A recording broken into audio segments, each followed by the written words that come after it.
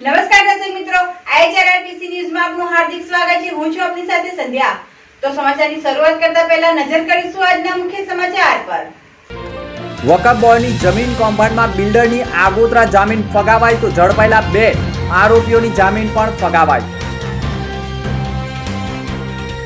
અંકલેશ્વરના યુવાને મુસ્લિમ સમાજની લાગણી દુર્ભાય તેવું કૃત્ય કરતા મુસ્લિમ સમાજ લાલઘોમ। ભરૂચ કલેક્ટર અને જિલ્લા પોલીસ વડાને રજૂઆત કરી ન્યાયની આશાઓ વ્યક્ત કરાઈ।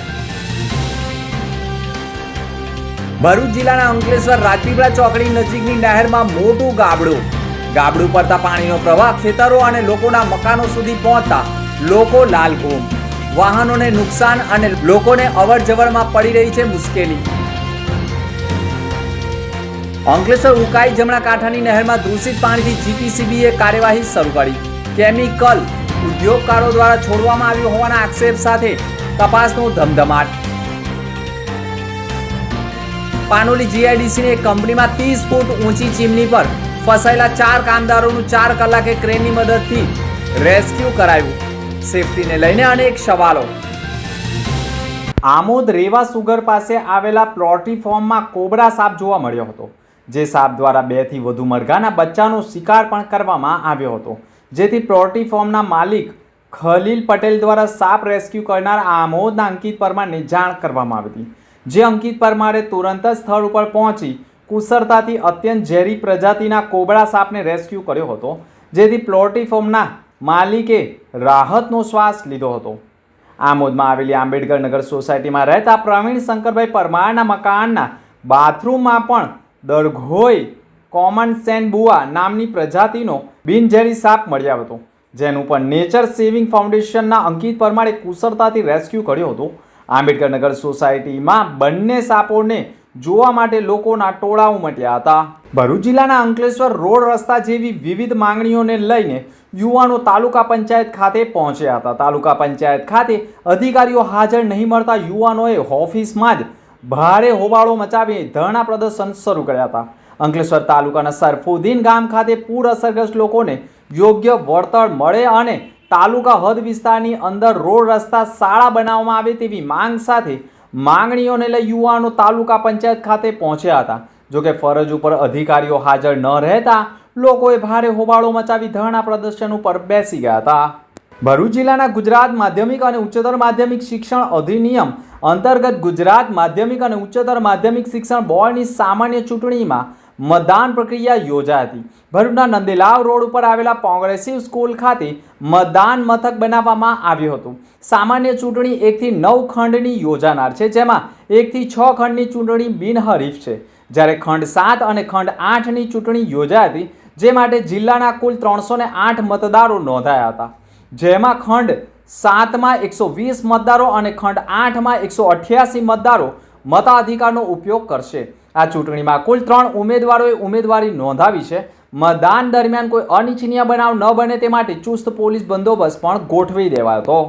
ભરૂચ અને અંકલેશ્વરમાં મુસ્લિમ આગેવાનો દ્વારા કલેક્ટરને એક આવેદનપત્ર આપવામાં આવ્યું છે, જેમાં તેઓએ આક્ષેપ કર્યા છે કે અંકલેશ્વરમાં શાંતિનગર મીરાનગરમાં રહેતા નીતિશ સિંઘ નામના ઈસમે સોશિયલ મીડિયામાં અલ્લાહ વિરુદ્ધ અભદ્ર ટિપ્પણી કરી છે, જે અભદ્ર ટિપ્પણીથી સમગ્ર મુસ્લિમ સમાજની લાગણી દુર્ભાય છે અને આવી વ્યક્તિ દ્વારા સમગ્ર જિલ્લામાં કોમી વૈમનસ્ય ફેલાવી વાતાવરણ ડહોળાય તેવી પરિસ્થિતિ ઊભી કરી રહ્યો છે, જેથી આ ઈસમ સામે કડકમાં કડક કાર્યવાહી કરી તેની સામે પોલીસ ફરિયાદ દાખલ કરવાની માંગ સાથે સમગ્ર મુસ્લિમ સમાજના લોકોએ ભરૂચ કલેક્ટર કચેરી ગજવી હતી। કલેક્ટરને આવેદનપત્ર આપ્યા બાદ ભરૂચ જિલ્લા પોલીસ વડાને પણ લેખિતમાં રજૂઆત કરી હતી। ભરૂચમાં સેવાશ્રમ રોડ ઉપર આવેલ કલા મંદિર જ્વેલર્સ નજીકથી વહેલી સવારે 21 વર્ષની યુવતી અસ્થિર મગજની લાગતા હોમગાર્ડ જવાને આ યુવતીને તેના પરિવાર અંગે પૂછતા તેણીને કોઈ જવાબ નહીં આપતા હોમગાર્ડ જવાને યુવતીને સુરક્ષિત સખી વન સ્ટોપ સેન્ટર પર લઈ જઈ કર્મચારીઓને સોંપી હતી। સખી વન સ્ટોપની ટીમ દ્વારા માનસિક અસ્થિર મગજની યુવતીની પૂછપરછ કરતા યુવતીએ લાંબી પૂછપરછ બાદ મોબાઈલ નંબર પોતાના ભાઈનો આપ્યો હતો અને આ મોબાઈલ થકી સખી વન સ્ટોપે યુવતીની માતા પિતાનો સંપર્ક કરવાના પ્રયાસ કર્યા હતા। યુવતીનો ભાઈ અને તેની માતા મહારાષ્ટ્રથી ભરૂચ લેવા આવી પહોંચતા યુવતી બીકોમ સુધીનો અભ્યાસ કરેલો છે અને તેના પિતાના અવસાન બાદ તેની માનસિક સ્થિતિ ઉપર અસર થઈ છે અને 21 સપ્ટેમ્બરના રોજ તે ઘરેથી ગુમ થઈ હતી અને ટ્રેન મારફતે ભરૂચ આવી પહોંચી હશે તેવી કેફિયત રજૂ કરતા આખરે માતાને પોતાની દીકરી સુરક્ષિત મળતા માતા અને ભાઈની આંખોમાં હર્ષના આંસુ સાથે દીકરીનું સુરક્ષિત પરિવાર સાથે મિલન થતા લાગણીસભર દ્રશ્યો પણ સર્જાઈ ગયા હતા। मेरी बहन गायब हो गई थी, हमने बहुत ढूंढने की कोशिश की, मिली नहीं। तो सुबह सुबह 7 बजे आसपास के 8 बजे 7-8 बजे के आसपास कॉल आया सिद्धू दीदी का। तो उन्हें हमें बताया है कि आपकी मतलब बहन सिस्टर इधर ही है, सही सलामत है। मैं उनका धन्यवाद देता हूँ। मैं आज इस समय 6 के आसपास लेके जा रहा हूँ अपनी बहन को। उनका संजीवनी सेंटर को धन्यवाद देता हूँ, आभारी हूँ। એવું કહેવાય છે કે એક રાજ્યમાં જેટલા ઉદ્યોગો સ્થપાયેલા હોય તેટલા ઉદ્યોગ માત્ર ભરૂચ જિલ્લામાં સ્થપાયેલા છે અને 9 તાલુકા પૈકી 8 તાલુકા તો ઔદ્યોગિક વસાહતોથી ધમધમે છે, પરંતુ શું ઉદ્યોગોમાં કામદારોની સેફટી રાખવામાં આવે છે ખરી? તેવા સવાલો વચ્ચે હાલમાં જ ભરૂચ જિલ્લાના અંકલેશ્વર પંથકની પાનોલી જીઆઈડીસીની એક કંપનીમાં 30 ફૂટ ઊંચાઈ ઉપર એક કંપનીમાં ચીમની પર કામ કરી રહેલા 4 કામદારો અચાનક બાંબુનો સપોર્ટ તૂટી જતા ચીમની ઉપર ફસાઈ જતા કામદારોને બચાવવા માટે 4 કલાકની ભારે જહેમત બાદ 4 કામદારોને ક્રેન વડે નીચે ઉતારવામાં આવ્યા હોવાના ચોંકાવનારા દ્રશ્યો જોવા મળ્યા છે। જોકે જેને રામ રાખે તેને કોણ ચાખે, આ પંક્તિ અહીંયા સાર્થક થાય છે। જીવના જોખમે ફસાયેલા 4 કામદારોને દિલ ધડક રેસ્ક્યુ કરી નીચે ઉતારવામાં આવતા કંપની સત્તાધીશોને કામદારોમાં પણ જીવમાં જીવ આવ્યો હોય તેવો અનુભવ થયો હતો। સમગ્ર 30 ફૂટની ઊંચાઈ ઉપર ફસાયેલા 4 કામદારોને ક્રેનની મદદથી બચાવવામાં આવી રહ્યા હોય તેવા વિડીયો પણ સામે આવ્યા છે અને આવા દિલ ધડક રેસ્ક્યુને લઈ સૌ કોઈમાં પણ ચિંતાનો માહોલ જોવા મળ્યો છે। ઔદ્યોગિકમાં પણ ખરેખર કામદારોની કેટલી સેફટી છે તે અંગે પણ સેફટી ઇન્સ્પેક્ટર તેમની ટીમ સાથે ઓચિંતી સ્થળ મુલાકાત કરી કામદારોની સાચા અર્થમાં સેફટી અંગે સુરક્ષા રાખવામાં આવે છે કે કેમ તેની પણ ઝીણવટભરી તપાસ કરી કાર્યવાહી કરે તે પણ જરૂરી છે।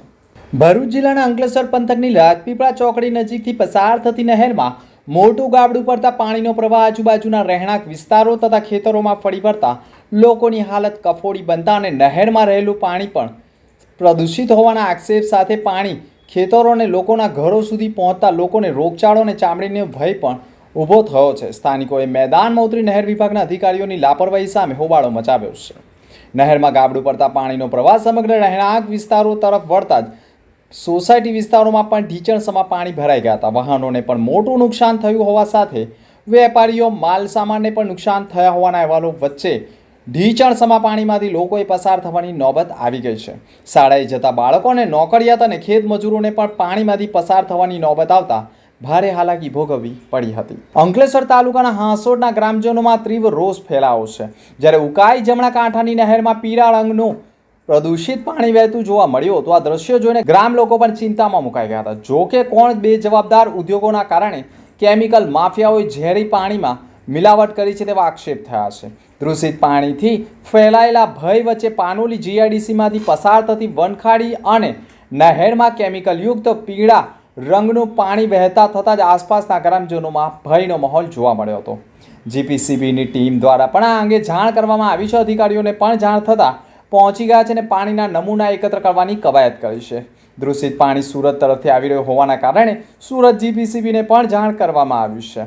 નહેરનું મહત્વ અને ખેડૂતોની ચિંતા વધી રહી છે। ઉકાઈ જમણા કાંઠાની નહેર અંકલેશ્વર શહેર, હાંસોડ તથા આસપાસના વિસ્તારના મહત્વપૂર્ણ સાબિત થઈ છે। આ નહેરમાંથી પીવાનું પાણી પણ તથા ઉદ્યોગોને વપરાશનું પાણી પૂરું પાડવામાં આવે છે। આ નહેર હાંસોડના ખેડૂતો માટે સિંચાઈનું પાણી પૂરું પાડે છે। 20થી વધુ ગામો માટે આ નહેર જીવાદોરી સમાન હોવાનું માનવામાં આવે છે, કેમ કે ઢોર ઢાંખર ખેતી તેમજ ઘરગથ્થુ ઉપયોગ માટે પણ પાણી અતિ આવશ્યક છે।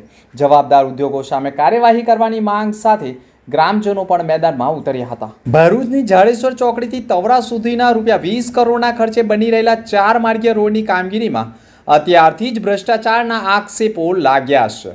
₹20 કરોડના માતબર ખર્ચે બની રહેલા અને નાના મોટા અનેક વાહનોથી સતત ધમધમતા આ માર્ગની એક બાજુની સાઈડ ઉપર 2.5 થી 3 ફૂટ સુધી ખોદકામ કરવામાં આવ્યું હતું, જ્યારે હવે બીજી બાજુની સાઈડનું ખોદકામ ચાલી રહ્યું છે। તેમાં માત્ર 1 ફૂટ જેટલું જ ખોદકામ કરી કામ પૂરું કરવાની પ્રક્રિયા હાથ ધરવામાં આવી હોવાનો આક્ષેપ થયો છે, જેની સામે તવરા ગ્રામજનોએ સતર્કતા દાખવી અહીંથી રેતી ભરેલા ભારે વાહનો સહિતના અન્ય ભારે વાહનોની અવરજવર થતી હોય છે, ત્યારે તેને ધ્યાને લઈને જવાબદાર અધિકારીઓ કામગીરી નક્કી કરેલ ધારાધોરણ મુજબ થાય તેવા પ્રયાસો કરે તે જરૂરી છે, કેમ કે તપાસ કરવા તેમજ એન્જિનિયરની ઉપસ્થિતિમાં જ આ કામગીરી થાય તેવી પણ માંગણી ગ્રામજનોએ કરી છે.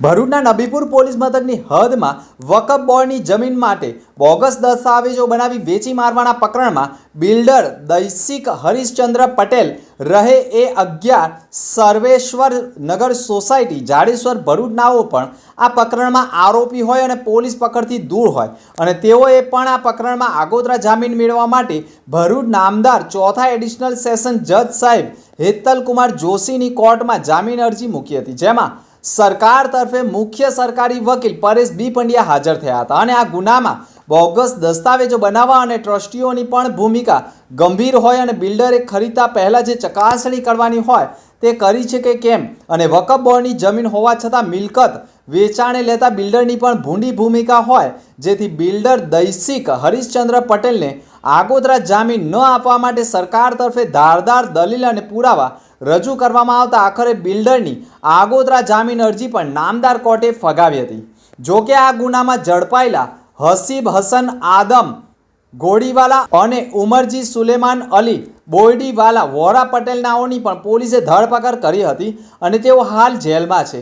બંને આરોપીઓએ જામીન અરજી નામદાર ચોથા એડિશનલ સેશન જજ સાહેબ હેતલકુમાર જોશી સમક્ષ મૂકતા બંને આરોપીઓના જામીન અરજીની સુનાવણી થતાં સરકાર તરફે મુખ્ય સરકારી વકીલ પરેશ બી પંડ્યા હાજર થયા હતા અને બંને આરોપીઓને જામીન આપવામાં આવે તો ગુનામાં પકડવાના બાકી રહેલા આરોપીઓ સાથે મેળાપીપળા કરી શકે છે અને પુરાવાનો નાશ પણ કરી શકે છે સહિત વિવિધ પુરાવા અને ધારદાર દલીલો રજૂ કરતા આખરે ઝડપાયેલા હસીબ હસન આદમ ગોડીવાલા અને ઉમરજી સુલેમાન અલી બોયડીવાલા વોરા પટેલની જામીન અરજી કોર્ટે ફગાવતા બંને આરોપીઓ હજુ પણ જેલ કસ્ટડીમાં જ જેલવાસ ભોગવવો પડશે તેવી સ્થિતિ ઊભી થઈ ગઈ છે. અંતમાં ફરી એક નજર આજના મુખ્ય સમાચાર પર. વકફ બોર્ડની જમીન કૌભાંડમાં બિલ્ડરની આગોતરા જામીન ફગાવાય તો ઝડપાયેલા 2 આરોપીઓની જામીન પણ ફગાવાય.